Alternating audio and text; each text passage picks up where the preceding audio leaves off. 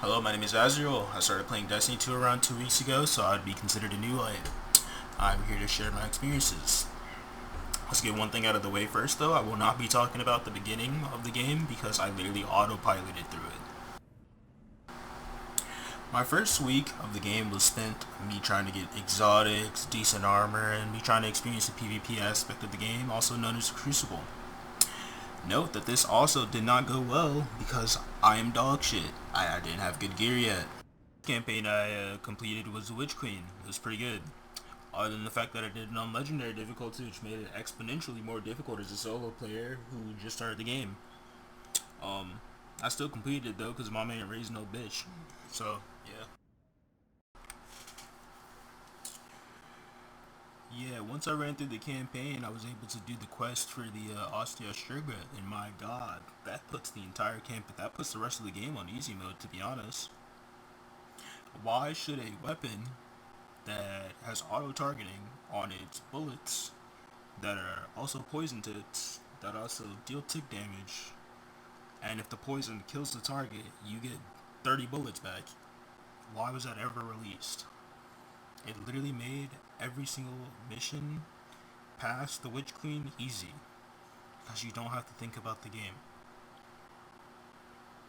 But back to the Witch Queen, I was getting railed like I was Riley Reid.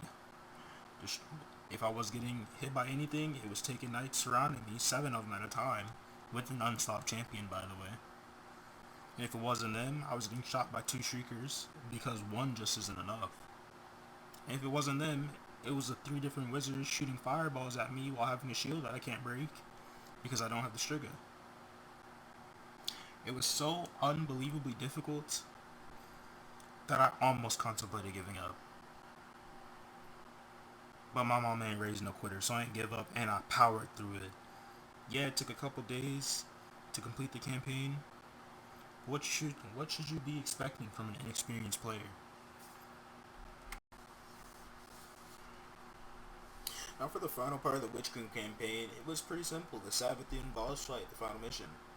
That wasn't that difficult considering all you had to do was sit under a bridge and cheese one of her clones down and then sit by the pillar and cheese her final clone down because she will follow you with her circle of damage or her circle of invulnerability so you can step inside and damage her, but she'll never be able to damage you because you're behind the structure.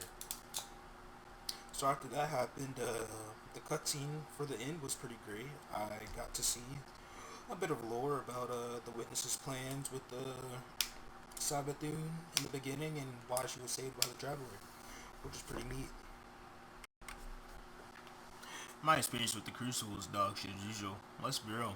I was a brand new player, so of course I don't have weapons. So when I did play Crucible, all I had was the Create, the auto rifle, the stasis auto rifle, and a shitty shotgun. But it was pretty fun to play, even though this game is focused around PvE. You know, that was until Trials came out. The game mode that ruined any enjoyment at all because of a certain gun you might have seen. Now you may be wondering, what gun am I talking about? Well, if you would look at my inventory, I'm talking about this gun right here. This gun right here. Equated for 11 million Trials kills over the course of 3 days. This gun ruined the game. There was 3 mans running around triple immortal god rolls, just smashing through teams because this gun is toxic. But after you got through the immortals, you had to run through the warlock players spamming firebolt grenades, 4 of them on each side, no matter which angle you pushed. Because yeah, that should be allowed to be in the artifact. Double firebolt grenades and solar surge and a multi-strand surge. Yep, surely. So on top of the immortal with range finder and target lock beaming you down at any range, walk 24 meters, you're dead pretty much. You had to deal with warlocks spamming firebolt grenades. And the only way you can compete against the Immortal is if you had a crafted Ikelos, which is the only weapon that pretty much beat it. After my adventures in the Crucible, I went to go grind armor. I heard that the best way to get high stat armor and get those double 100 stats was to farm Pit of Hearsay. and I farmed the fuck out of Peter Hearsay. I had around 40 hours farming it just to try to get the best armor I could.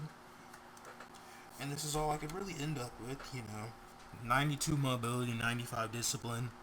I'd say that's pretty good. If I went to a different class, I'd have 100 mobility and like 80 discipline, but that's a fair trade, I guess. But hold on. This does not matter.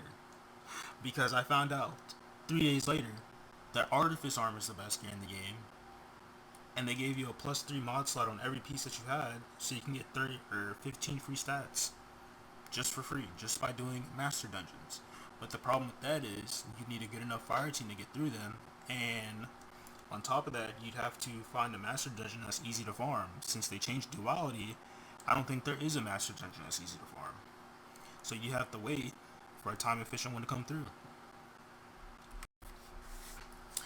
Although it seems like I'm complaining a lot, compared to Warframe, this game isn't as grindy as much, and I really appreciate that. It feels really welcoming that they're trying to get a way to get new players interested in this game, and it was a very fun and new experience for me. I never thought that I would want to play another game that you'd have to grind to get ahead in because of all the hours I put into Warframe.